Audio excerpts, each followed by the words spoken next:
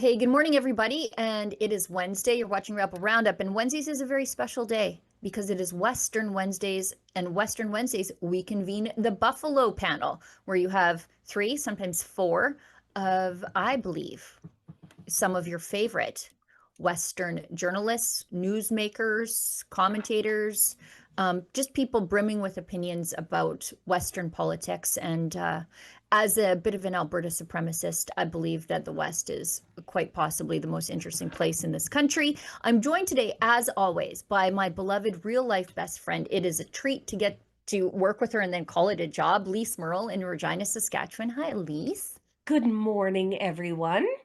And Good afternoon. Sorry, good afternoon and good morning and good evening and good night. It's Western Hello. Wednesdays. It's still good morning. And on the end there, you know him, you love him. He's controversial. He's funny. He's Cory Morgan over at the Western Standard. Cory, how's it going?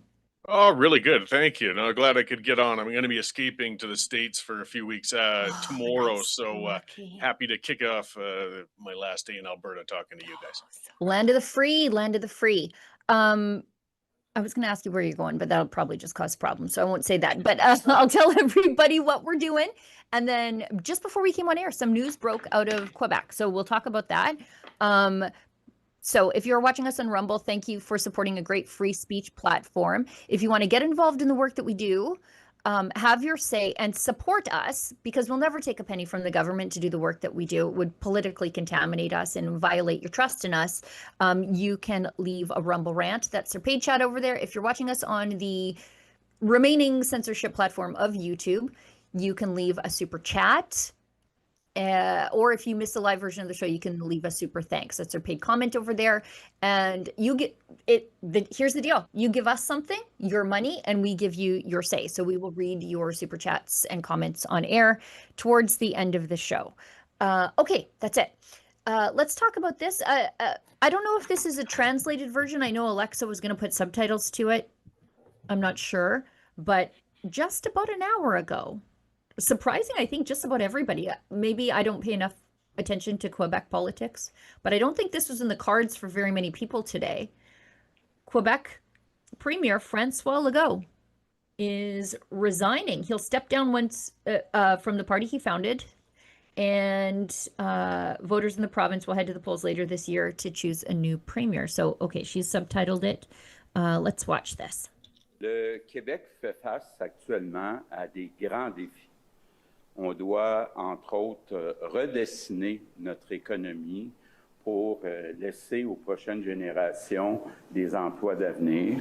On doit aussi arrêter le déclin du français, en particulier à Montréal. Il en va de l'avenir de notre nation. Et je souhaite vraiment que la prochaine élection porte sur les grands défis qu'on a au Québec et non sur une simple volonté de changement. Je vois bien qu'actuellement, beaucoup de Québécois souhaitent d'abord du changement, puis entre autres, un changement de premier ministre. Pour le bien de mon parti et surtout pour le bien du Québec, j'annonce aujourd'hui que je vais quitter mon poste de premier ministre du Québec. Je vais rester en place le temps que mon parti désigne un remplaçant ou une remplaçante. Interesting. What has happened here? What is the backstory here? Well, I'm not sure what the backstory is, but a month ago, Legault was ranked as Canada's most unpopular premier. So only 25% of Quebecers approve of him. And Legault puts CAQ in third place behind the PQ and the Liberals. So I think he knows that if he stays on, that he's going to ride this train to the bottom of the hill, and they don't stand a hope in hell in the next election. Interesting. He saw the writing on the wall then. I think so. Cory? Yeah, well, like most leaders, we did cover that here a couple of months ago, just because of the polling numbers and the pressure. And that's when he was, some of the questions, the whisper campaign always begins, and people saying, is he going to step aside? Are you? He was getting asked at conferences, and he was saying, absolutely not. But we know from enough parties, they've been sunk in the polls for over a year now, and an election's approaching this fall. The pressure from within just got to be too much. This way he can, not every politician realizes it. They wait until the foot's on their butt. This way he can leave with a little bit of dignity and say, I'll stay in here until the leader's appointed and I'm going to step aside. But clearly there was just too many people realizing we're going to be deep into the opposition if we hang on with this guy. Yeah, like I pulled up some numbers just as we were talking there, just so you have a context of how far he's fallen. So he was in 2020, he was among the most popular premiers with a 77% approval rating. In March of 2025, his approval was at 38%, already in the lowest of the country. And then now he slid down to the mid 20s. So it's just absolutely tanking. And so I think, as Cory said, he saw the writing on the wall. Pardon me, my cat has decided to make an appearance, but at least he's not on the desk. So we'll just leave him there for now. At least I know where he is. He's a menace, but I'm his lawyer, so it's fine. Let's move ahead to, I see the next thing on the board is the huge turnout last night. This is a clip from our friend Chris Dacey at Dacey Media, a member of the Independent Press Gallery. Huge turnout in Innisfail for the livestock traceability information session.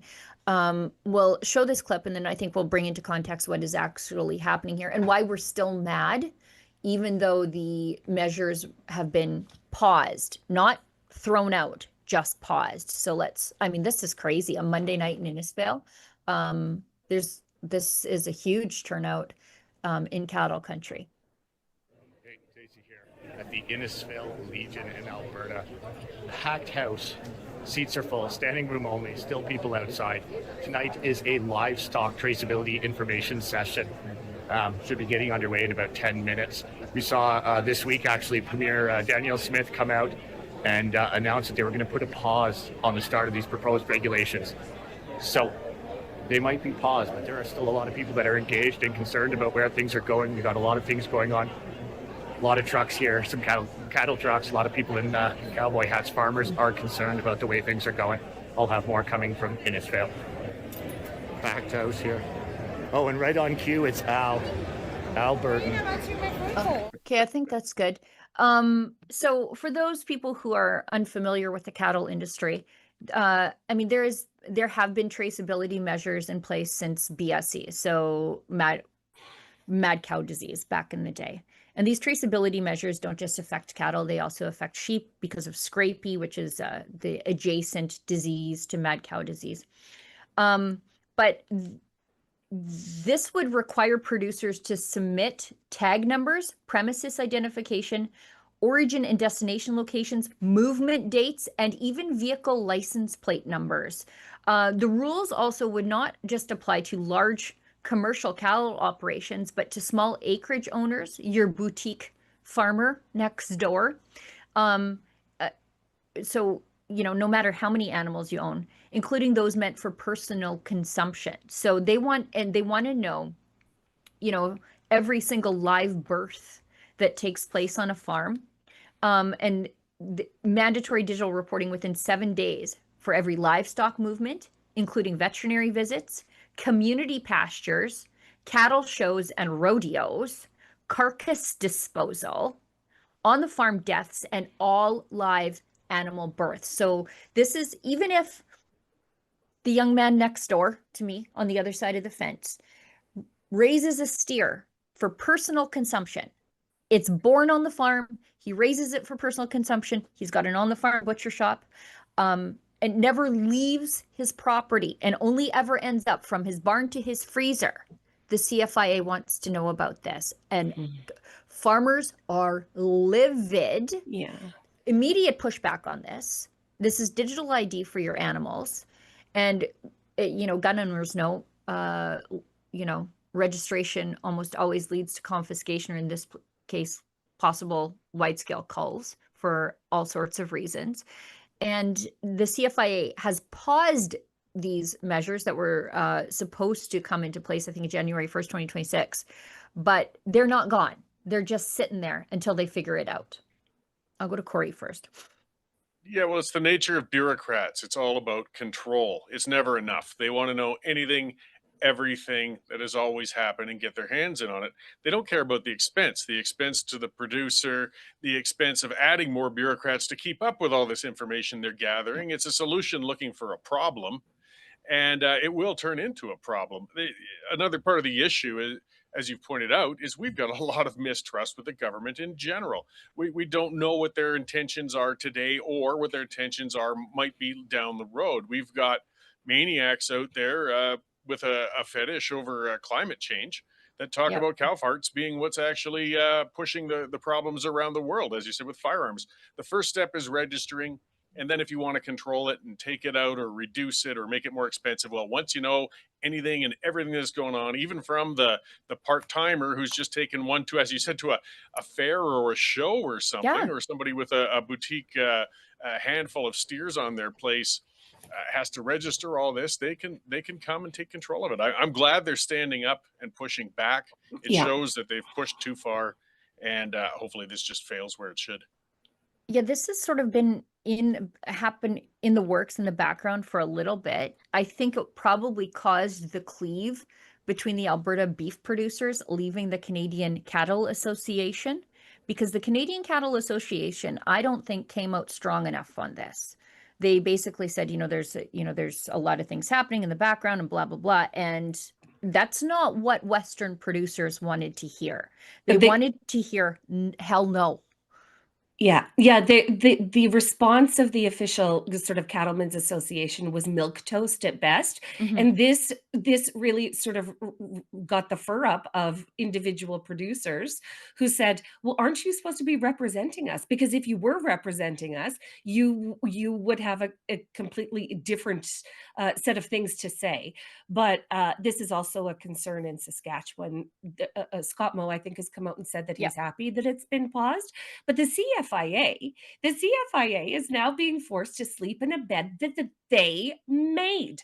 All of their actions at the ostrich farm contributed to public suspicion of their agency, and the public, the cattle producers, have every reason to be suspicious of CFIA and how they do business, because as the ostrich farm dragged on and on over, what was it, 10 months?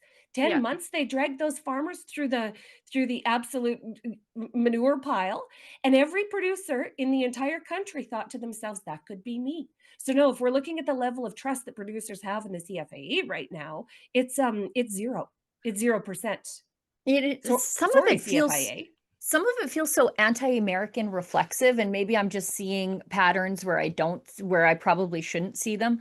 But while America is ending the war on beef, we're ramping ours up here. Like it's just seems peculiar. And Lise, I'm glad you brought up people not having trust in the CFIA.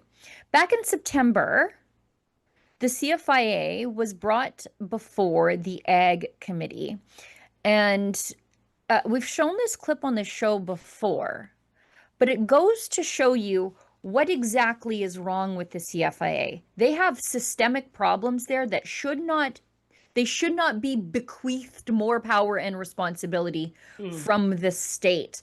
They have a chief redress officer at the CFIA, and like 1/3 of the complaints against the CFIA, for whatever the decision it was, were found to be justified. So they get 1 in every 3 things entirely wrong.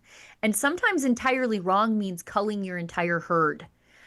We can show this clip. And at the end of the day, they've been given more responsibility with less accountability.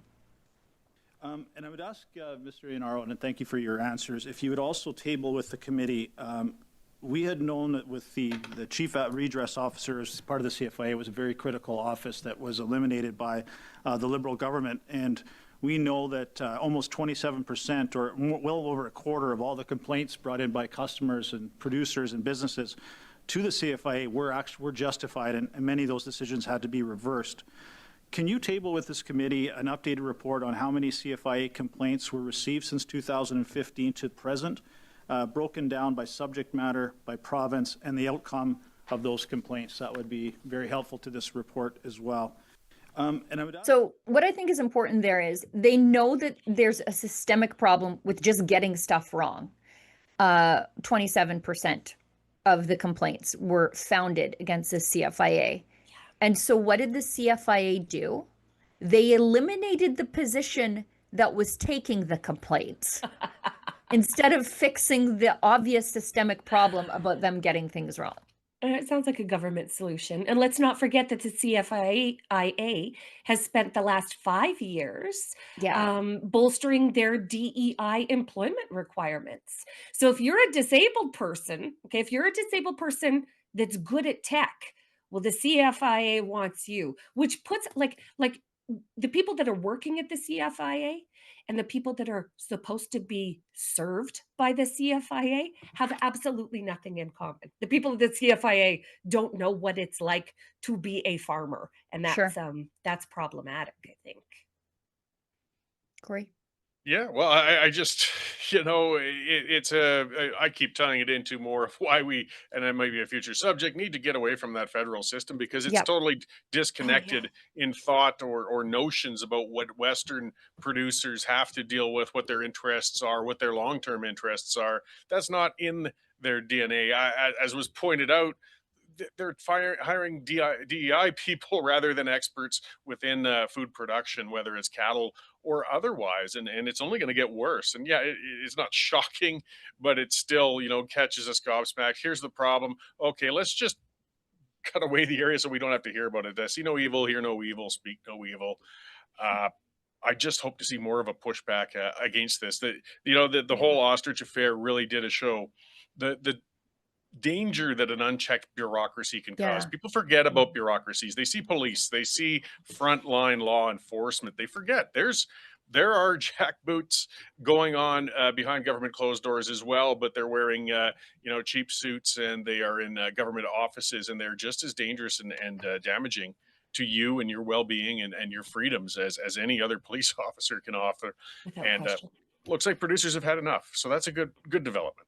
Yeah, I saw the CFIA at work firsthand at that ostrich farm, and I watched those guys get outsmarted by ostriches all day long, all day, every day. I watched it like TV. It was you don't have a lot of cell reception out there, so it was quite entertaining for me to see like dozens of CFIA agents not able to get an ostrich through a gate. I'm like, these guys have zero experience with animals whatsoever. They don't know how to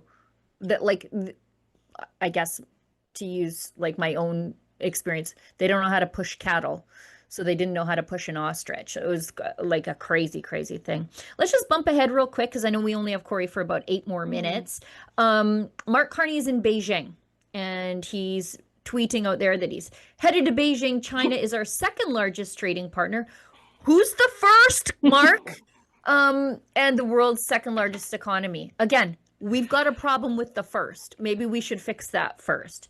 A pragmatic and constructive relationship between our nations will create greater stability, security, and prosperity on both sides of the Pacific. I feel like we have, like, if they're the second largest, maybe we should deal with the first, Anyway.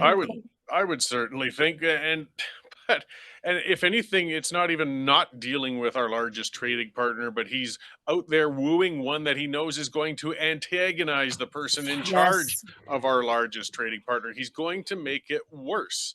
And he knows this. I don't know what the tactic is here. I think his goal is just to have us completely disconnected from the U.S. and be part of the EU and have our economy owned by China. It's just absurd. And what we're going to see now, we know. He's the most unpredictable president in the history of man, but we could probably predict that we're going to see more punitive tariffs coming out because he's going to get his nose out of joint, and it will harm Canadian industries. And what's Carney going to gain out of China? Because the only thing, we got tariffs against us from China as well, against some, again, Western producers are paying the price, as usual, with canola, lentils, a number of crops, because that they refuse to drop a tariff against Chinese electric vehicles to protect a Canadian electric vehicle market that doesn't exist. Right. It's just absurdity from end to end. And Carney going over there to China. I mean, I don't believe they should put walls up and cut China off. We get a lot of cheap Sure. products there. There's a reality of our integrated economies, but in such a way when clearly it's going to provoke what's still an unresolved trade war with the United States. He's going to do us even more harm. Yeah, I'm glad you brought that up because Cory, you do not have a crystal ball, but I believe you have a crystal mind because China urges Canada to break with U.S. influence ahead of Carney's visit. That's from Global News. And then Trump, this is from the Globe and Mail, Trump appears to pull the plug on the USMCA as Canada attempts a reset with China. So he's doing exactly that. So we're attempting to cozy up with China instead of fixing the relationship with the Americans. And Trump said on Tuesday, the United States, the trade agreement is irrelevant to him. A day before Prime Minister Mark Carney was set to arrive in China, Trump was visiting a Ford auto assembly plant in Dearborn, and he said there's no real advantage to it regarding the USMCA. It's irrelevant. Canada would love it. Canada wants it. They need it. Now, all those things are true, but this trip antagonized Trump, and you don't have to have a deck of tarot cards in front of you to know that that is exactly what this trip would do. Yes, and I would be very nervous if I was a Central Canadian producer that's already on the edge because of these tariffs. I mean, we should be negotiating some things. I forget what the term is, but it used to be, that $800 worth of goods could be sent down to the United States without a duty or a tariff on it. And there's a lot of small business people who had little export niche businesses where they would send things to the United States all the time. There's now an automatic 35% tariff on everything that's gone down there. We're hearing about the big producers. We're hearing about the auto manufacturers. We're forgetting about thousands and thousands of smaller producers, little business people who had relationships with American customers who have lost that now because it's a 35% add-on on everything they send down there. It was all small order, but they might do hundreds of orders a year. This is the sort of thing you could quickly negotiate. This is the sort of thing the Orange Man isn't going to lose it over. It's not going to upset auto manufacturers or some of the other larger things that President Trump has to deal with. You could sit down and call that a victory, but he's not even mentioning it. He's flying over to China to tick off Trump further, and who knows what the next tariff is coming at us, because that's how Trump responds to pretty much everything. There's going to be a new tariff. Who's going to get hit this time? And it didn't have to happen. No. I'll tell you a little story. Actually, Lise, you had something to say, and then I'll tell you my little anecdote. No, I was just going to mention that this is just but one stop on Mark Carney's tour. He's going to end this tour in Davos, and so it's sort of up in the air whether which visit is going to be more destructive to the Canadian people. But Scott Moe, Premier Scott Moe, Saskatchewan's Premier Scott Moe, is on the trip to China. I'm glad Mark he is. Carney. So they're putting on sort of a full court press, but I just have to remember back a couple months ago, Sheila, Gunn, Reid, when we were like, Scott Moe should absolutely go to China and figure out this issue with our canola tariffs. And he went to China and absolutely nothing happened. The federal government sent, their we'll say premier keeper, their daycare guy, their minister of ag, and absolutely nothing came of that trip. So if nothing comes out of this, I think that we can say that China, as it pertains to Canadian ag exports, is an unpredictable and unreliable trade partner. And we should be doing better in the United States for finding our market. I know we have to wrap up and let Cory go, but I'll just tell you a little anecdote about exactly the thing that Cory was talking about, because it goes both ways. Canada has these reciprocal tariff kind of things.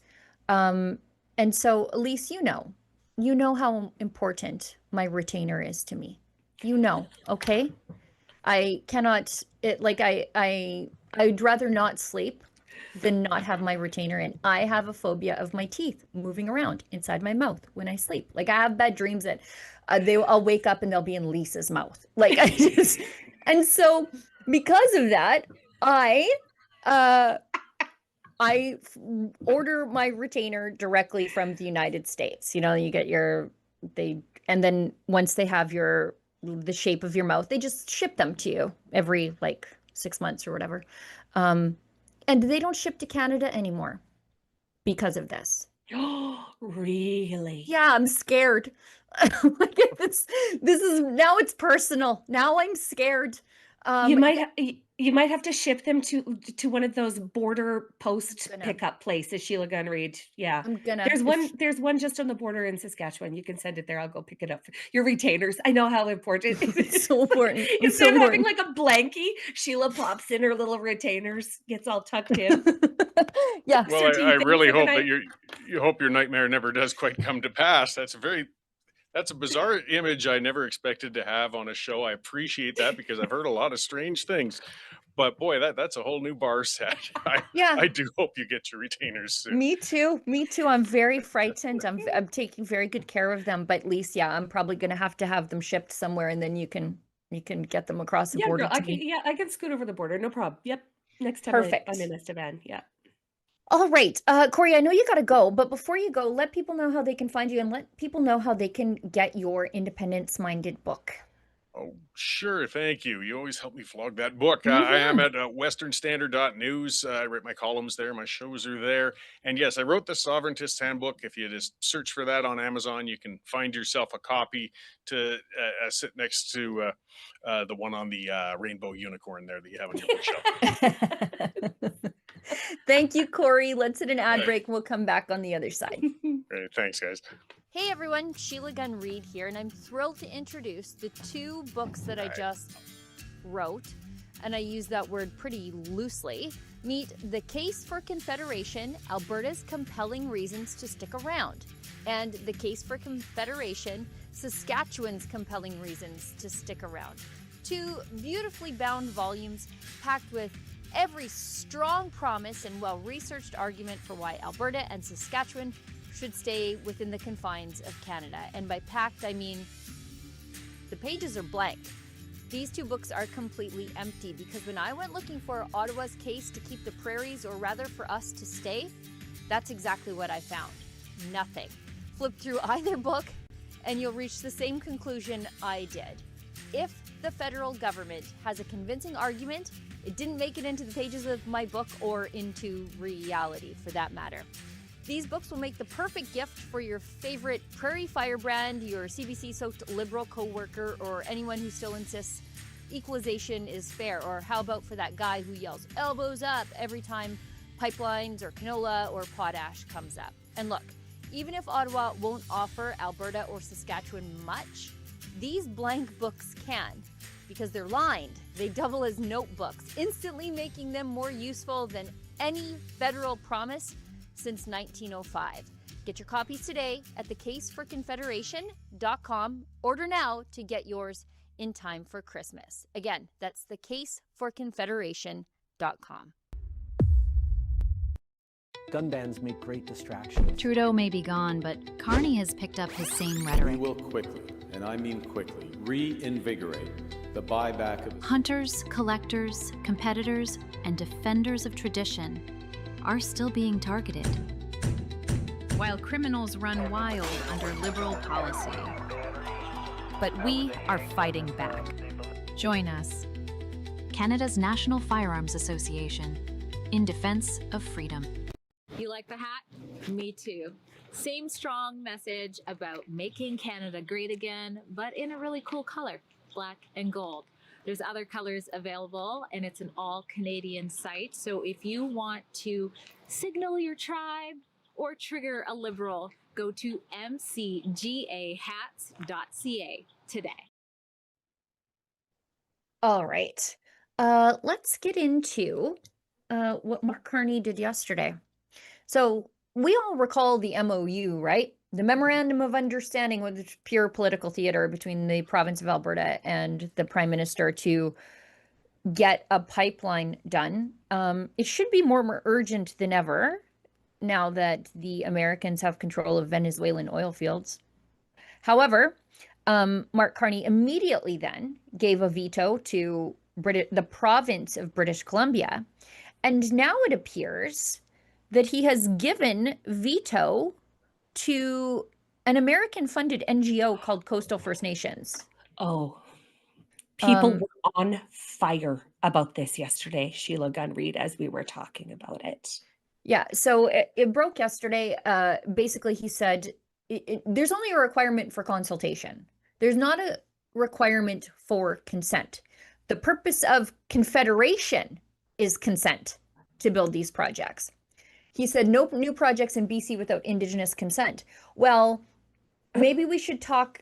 By the way, we are not consulting with the Indigenous people. We are consulting with an American-funded NGO called Coastal First Nations that's funded by Tides, the Rockefeller Foundation, Jeff Bezos, and a bunch of other repurposed anti-oil foundations from the United States, largely San Francisco, who used to be part of the tar sands campaign, which went out of its way to raise holy hell during the Northern Gateway pipeline hearings.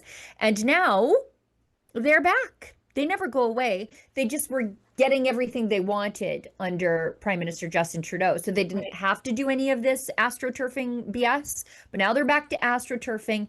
And these are foreign meddlers. This is foreign interference into the Canadian economy and Canadian politics. And Mark Carney is letting it happen because not only are these the Coastal First Nations, are they, see the David and Lucille Packard Foundation, the Rockefeller Brothers Fund, Nature Conservancy, Make Way, that was old Tides, Hewlett, and look at this. In collusion with these jerks is the Canadian government and the province of British Columbia. So you, dearly beloved Alberta and Saskatchewan oil and gas workers, and also gas workers in the northern part of British Columbia, you are out there busting your ass in the freezing cold, paying damn near 50% taxes to this irresponsible Canadian government, and wondering if you will have a job tomorrow because they've so mismanaged the oil and gas sector in this country, and you are paying the people who are blocking your jobs. Isn't that wild? I hate it. Isn't that wild? Foreign activists influencing our federal government. So the federal government is using these foreign activists as the permission structure they need to not do projects that the rest of us dearly, dearly want. Okay, well, what if, Sheila Gunn Reid, what if we created an advocacy, a foundation of our own? What if we called it the Prairie First Nations Group? What if we called it the Prairie First Nations Group? Got all of our guys together and said, no, we absolutely insist on this. We could do that. We could create a website and put a bunch of logos on it. Sure. With foundation names to look serious. Give me $1,000, I'll put your name on it. Like instead of Betty, that Packard Foundation, we'll just put like oil and gas logos on it. I mean, this is ridiculous. It's bad enough that the federal government is legitimizing these people when they're not. They're just completely astroturfed human shields for a program that's being directed at us by American institutions, Democrat institutions, I should clarify. But they're also funding these people. Yes. If you're blocking a Canadian pipeline, why are you getting federal funding? Yes, and then the CBC will fawn over the people. They will fawn over the people. This is what consultation looks like, they say. This is a very important moment on the road to reconciliation. This is what proper consultation looks like. Nobody there bothered to question who these people are getting paid by and how much. These are just paid actors. They're paid actors, guys. And they're not even hiding it. The website that Olivia just showed the world, it's there. You go, our partners, and it shows all of it. Same people who blocked our pipelines for 10 years, they're back, and they're blocking pipelines, and they're getting money from the Canadian government. The Canadian government does this with the trans stuff and the DEI stuff. They fund those people, the NGOs. to fight the NGOs to fight with the provinces because it is not federal jurisdiction. And then Mark Carney comes and says, oh, we got an MOU with the provincial government of Alberta. Oh, but we also gave a veto to the province of British Columbia. Oh, but we also gave a veto to Coastal First Nations. Who's that? You just gave a veto to Jeff Bezos is what you did. Just duplicitous. And really unforgivable as a Westerner, as a Sasky, and as an Albertan. I mused about doing a video on this yesterday. I did a video. I just filmed it before I jumped on air today. That's why you can tell I'm kind of worked up about it a little bit. But this will fuel Western separation. Like, why do we want to leave? This. Exactly, because of our this. guys have to pay taxes for these groups to get millions of dollars to fight their jobs. Yeah, we want to go. Yeah, to do a vanity project, to virtue signal publicly. Like, it's the most embarrassing. It's the most embarrassing thing that the government of the government of Canada could have done. But I don't think that they thought that we would be able to figure it out, Sheila. I think they thought the Canadian people were so dumb they would just trot these people out on a stage to say their speeches, and the Canadian public would nod along and not question anything. Well, good thing we have Rebel News. Good thing we have Rebel News. The laziness of the mainstream media in this is atrocious. Yeah, unforgivable. Like, truly unforgivable. The only question they should have asked at that presser is, who are you and how much are you getting paid? Right. Who elected you to represent any First Nation? You have not been elected under the Indian Act. You've not been elected under any other Canadian law. Who appointed you in charge of this? Well, Jeff Bezos, I guess. Yeah. I don't know. Foreign billionaires, I guess. Yeah. Who the hell do you think you are? Yeah, where are you? Who the hell do you think you are? Who are you? Because the elected chiefs in Alberta want this done. I mean, all of us want it done. All of us want it done. And at the very most basic, fundamental of all of this, you should not be forced to fund your enemies. But that's what we're doing here. Yeah. Well, as Canadians, I mean, how much more can we take, really? Yeah, exactly. Speaking of how much more can we take, Ottawa has been blocking the release of the Kamloops residential school records. You don't and say. Now the information commissioner has jumped in, ordered the release. We don't have them yet, but found the federal government guilty, I guess, of breaching access laws. Yeah. Wonder what that's going to show. This is going to be fun to watch unfold, because I can speak with experience and say that when a public institution does not want you to get your hands on records, they put up many roadblocks to keep you away. And this is what they tried to do with Kamloops. And as the records trickle out, and they're going to trickle out, it's not going to be like a great big flood. There are still going to be redactions of things that they don't want us to know, but the information that's going to be released is going to probably validate a lot of the suspicions that very many Canadians have had about this entire thing. Yeah. And I think they will show communications between bureaucrats saying, oh dang, the public is starting to question this. Oh, absolutely. Without question. I think we're going to see a lot of panicked emails, like people saying, hey, actually, how effective is ground penetrating radar at finding a corpse? I can't wait to see the email that says, this lady named Drea Humphrey from a place called Rebel News was here and was asking a bunch of uncomfortable questions, made everybody very uncomfortable. But, how do we keep the information away from Drea? That's what the emails are going to say. Drea made a documentary on this, and one of the most salient things I found in that documentary, because I mean, she was stonewalled at every step of the way, but I just remember watching it and going,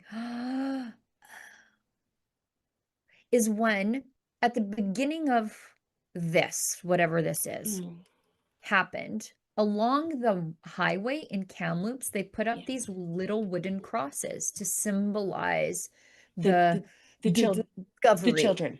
Yes. The discovery. And then Drea came back, I think it was not even a year later, and all the crosses had been taken down. And she asked why. She asked why, and they said, well, because in the year, they became weathered and degraded, and so they were taken down. And I was like, interesting. Exactly. These are not mass graves. Anywhere that there was a grave, it's unmarked because they used wooden, like cow's nests. Markers, sure. That's what happened there. Everybody knows that the graveyard is there. It's the community graveyard. It's not a scene of a crime. And the the markers are no longer there, but you can actually go get a map and find where the grave is, whatever grave you're looking for. The markers were taken down. They were taken down within a year because of degradation along the highway. Now imagine expecting those to be there 40, 50 years later in a small rural cemetery that didn't use concrete headstones. Yep. Imagine that. Imagine doing that. Imagine doing that. In any case, that release is going to be super interesting. I hope the Privacy and Information Commissioner really holds their feet to the fire, because it's really interesting, because what the Privacy and Information Commissioner does is then order the organization to release the records and then do better. Yeah. Because the commissioner never wants to see another return like this, right? That caused so much grief. They never want to see it again. So this is going to be real interesting when that return comes back. I repeal redactions just for spite. Like, you're going to waste my time with a redaction, an unnecessary redaction. I'm just appealing it. That's what I do. I'm legally entitled to these documents. If there's a way that you can give me documents without identifying information, there's no reason why you shouldn't. Girl, like this was my entire last year fighting with the Saskatchewan Human Rights Commission and Regina Public Schools with the Privacy and Information Officer of Saskatchewan. And in the end, you guys will remember that I got $29,270 worth of documents for free. That's right. Because I'm just she's like that. I'm just devoted to getting that information for the people of Saskatchewan. So what's the quote? Nevertheless, she persisted. That's it. This thing from the Calgary Sun irritated the daylights out of me. Calgary judge takes a shot at Trump's policy of bombing alleged trafficking boats. Remove this man from the bench. Calgary Justice Harry Van Harten called bombings indiscriminate use of military force to kill people without regard to the rules of marine.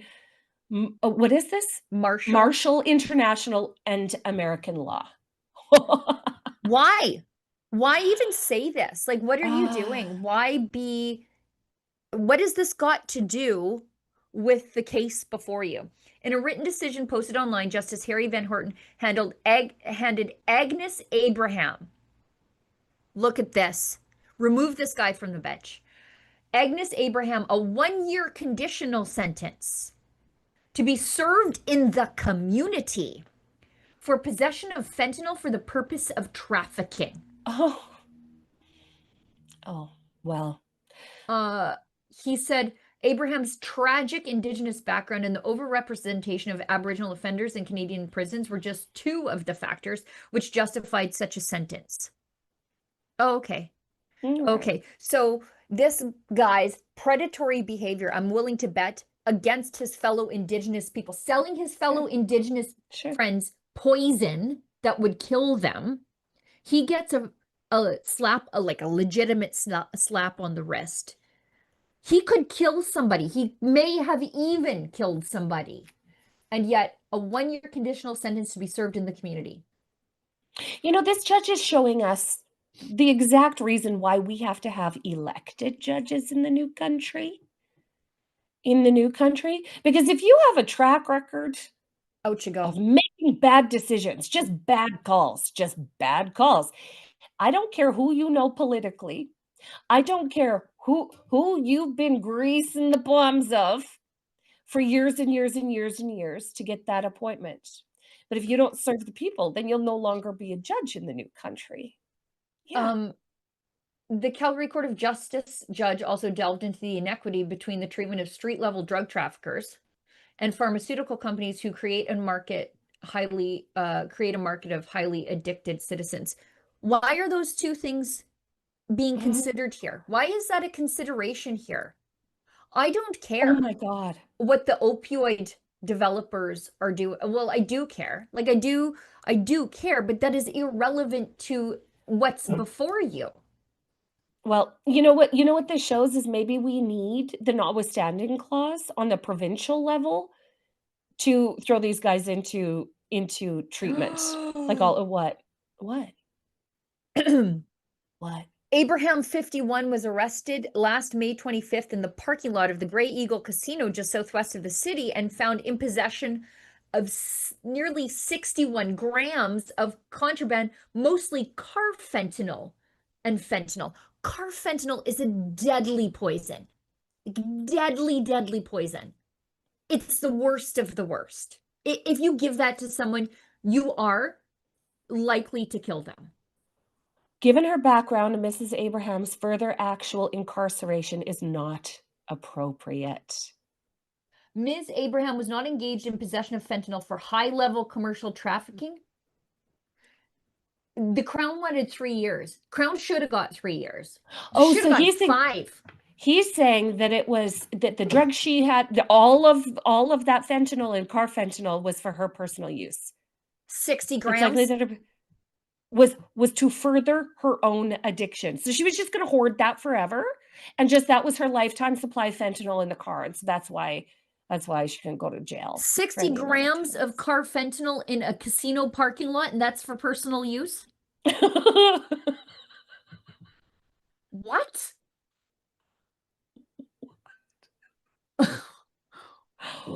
What on earth? Elect the judges in the new country. This is elect them. Yeah. That's what we're going to do, guys. We're going to clean Like this up.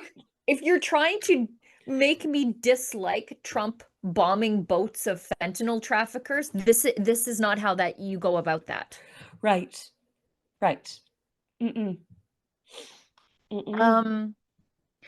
Let's go to, I know we got to keep time tight because I've got to get to Saskatoon. She got to hit the road. Yeah, I got to go to a conservative town hall on, I believe it's religious freedom. Yeah. In Saskatoon with my friend Lise Merle. We both got to get on the road. She's got to get up from Regina, and I got to get to Saskatoon from my place. But let's go to this, and then I see that we have a Rumble ad read. I'll do it after this as we wrap up the show. Tracy Wilson from the CCFR, Canadian Coalition for Firearms Rights, who, by the way, is the guest on the Gunn Show tonight, my premium paywalled show. We didn't get around to talking about this because this just broke this morning, but Gabriel Wortman, the man who committed the worst mass shooting in Canadian history at Port-au-Pique, whose crimes Justin Trudeau stood on top of to demonize the rest of Canada's law-abiding firearms owning community and begin the ban of 2, then now I think it's 3,000 models of Canadian firearms from people who never committed any crime, who lawfully acquired them, and now who are being coerced into selling them to the state in a program that continues to fall apart. His wife has said that the pandemic, lockdowns, and his business being shuttered for the paranoia that led to his heinous crimes. Interesting. The Liberals blamed gun owners, as Tracy points out, and they've spent 6 years using the victim's death for a gun grab that is not working. And so these people should look in the mirror. And I think they probably knew that, actually. I think so too, Sheila Gunn Reid. This is exactly what I was thinking. Which is why they needed the big distraction. We got to get the guns from the people. I mean, they broke his brain. How terrible would it have been for the government if it was revealed at the time that Gabriel Wortman went on one of Canada's largest shooting sprees and manhunts? Do you remember how long he was just off in the wild? It was like 12 hours or something. Could you imagine if the government of Canada or the RCMP had to come out in front of a bunch of cameras and say, this man was broken by COVID? He was broken by COVID. His brain was broken by COVID. He ran a denture clinic, and somehow he goes on to commit Canada's worst mass casualty event. And he was one of those guys that had a lot of interest and appreciation for the Royal Canadian Mounted Police. This was a guy who really associated. Yeah. I think the word is aphilia for them. Oh, You know what I mean? It was more than like an admiration. yeah. Well, because well, I mean, he bought all of the he bought the entire vehicle, the replica vehicle. He did all of the replica things to it. He was really, really invested in like being interested in the RCMP. Yeah, And so at this time, and let's not forget that it was just such a terrible time. And so this is an actually staggering piece of information that the right. country hadn't had before. And she's saying he was a bad dude. He wasn't a good guy. He was violent towards her in the lead up. And then, like she says, he abused her. He assaulted her. But then she says the COVID-19 pandemic made everything worse. Forced him to shut down his denture clinic, and the couple moved into their remote cottage in Porta Peak. It totally changed who he was, admitting he thought the world was going to end up like an apocalyptic movie where masses break into stores and people's houses and Oh do whatever they can do to no. survive. So he sort of bought into the doomsday scenario. Oh He no, shot down you his know what this throat by the reminds me of, Sheila feds. Gunn Reid? This is like he got Lori Daybelt. Like he got sucked into a spiral in COVID and couldn't tell reality from. Ooh, that's frightening. Banfield That is said frightening. Wortman showed signs of paranoia throughout their relationship, but it was amplified by the pandemic.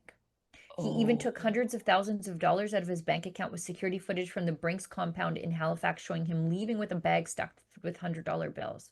While the pandemic may have changed Wortman, Banfield says life with him was never normal and that she had to adapt to his extreme behavior over the years. Oh, she got sucked into a toxic, awful, abusive relationship.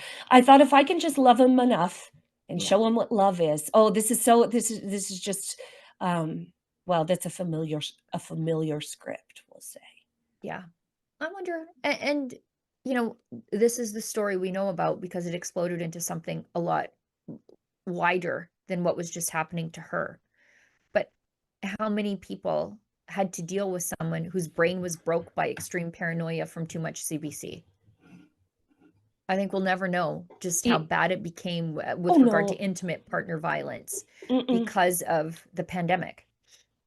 Oh, like the violence that happened in people's homes in that time was incredible. And because people couldn't leave.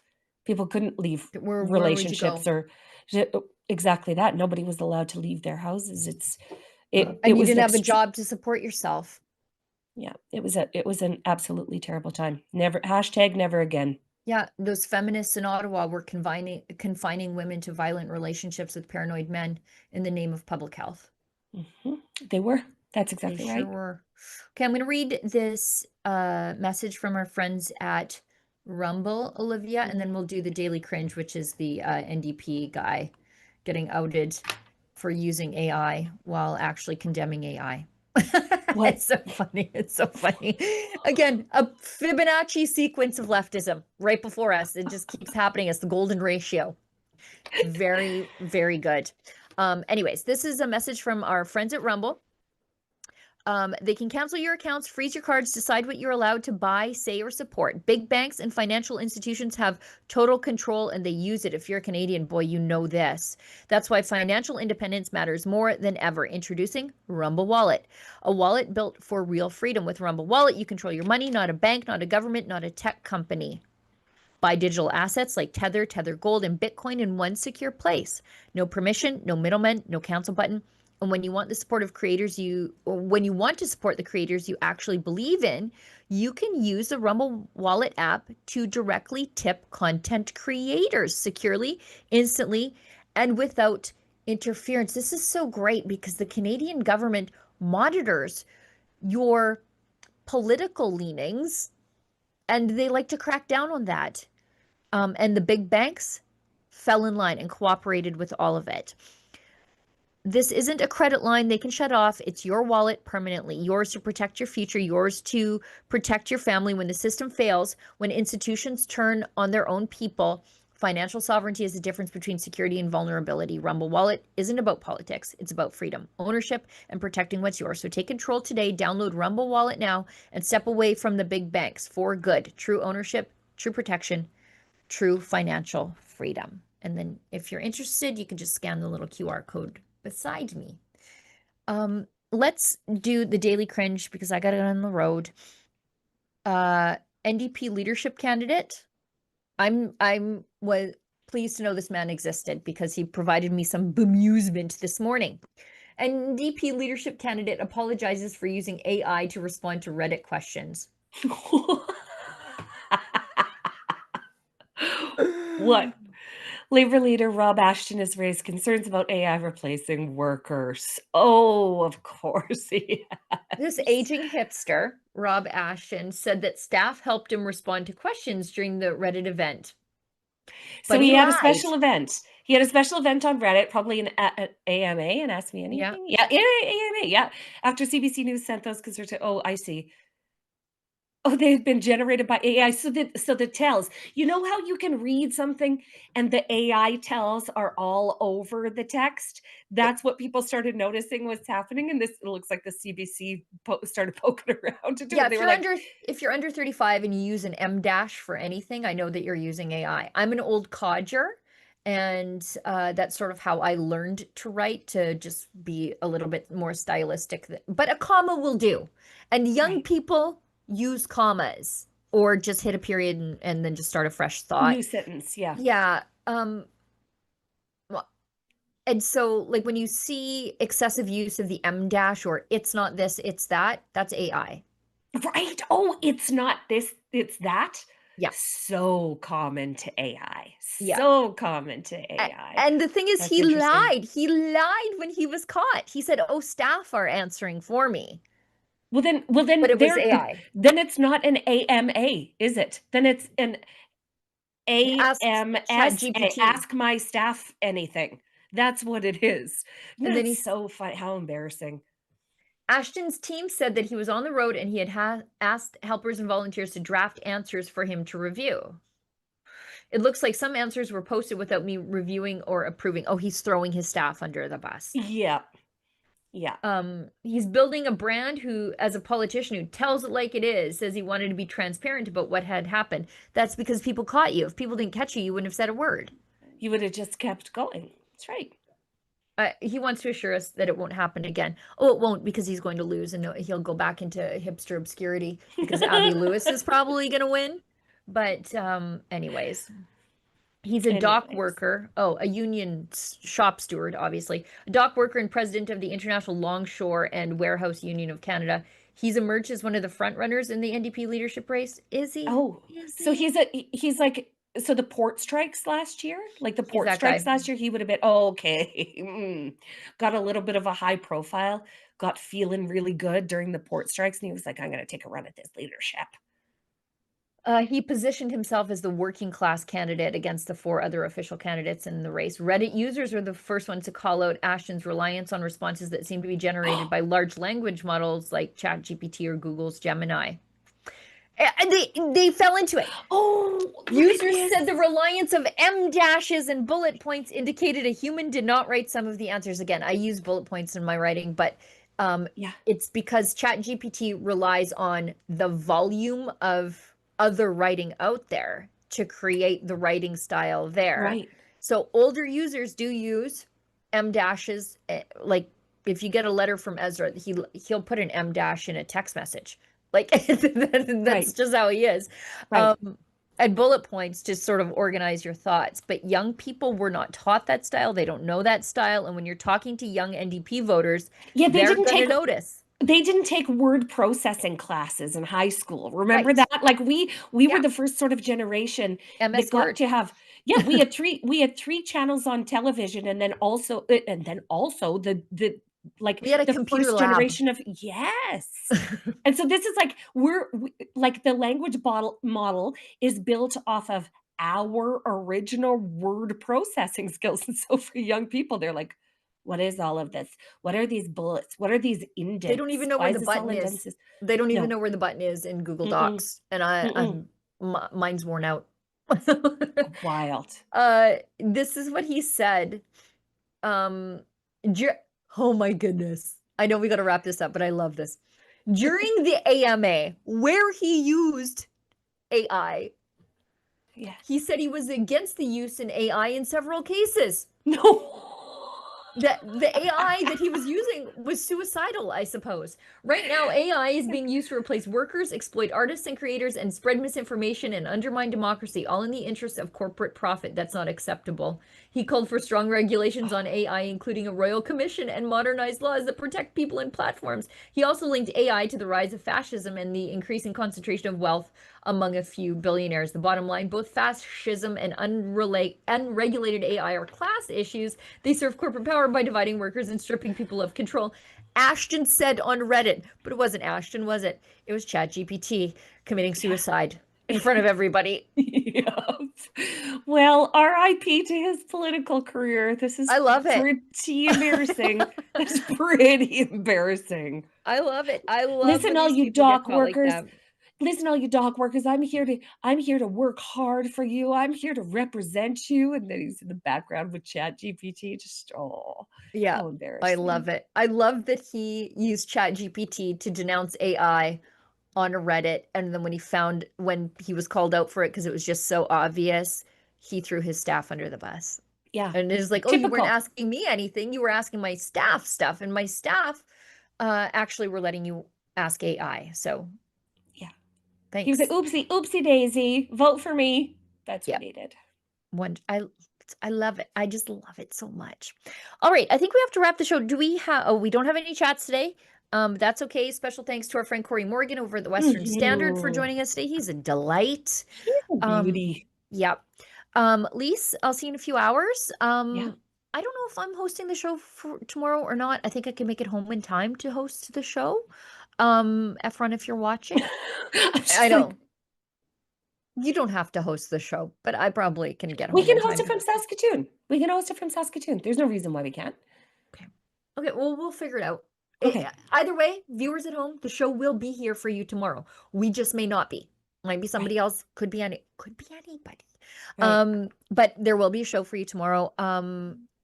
Thanks, Olivia, for bringing things up as we talked about them. Appreciate you for that. Lise, thank you, buddy. See you in a bit. Yeah. Peace out, Canada. See you here next week. And as we frequently say on the show here, if you find us offensive, maybe don't find us at all. Big news, Rebel News now has premium memberships on X, Locals, and right here on YouTube. For just $4.99 a month on YouTube, you'll get loyalty badges, custom emojis, and access to members-only chats during our live streams. At $8.99 a month, you'll also unlock Rebel News Plus shows and our documentaries. But here's the catch. YouTube could cancel that premium tier at any time. That's why the best way to support us is at rebelnewsplus.com. It's just $8 a month, cheaper if you go annual, and you'll get exclusive extras like an ad-free site, comments access, and even the chance to submit op-eds. Wherever you join us, thanks for keeping our independent journalism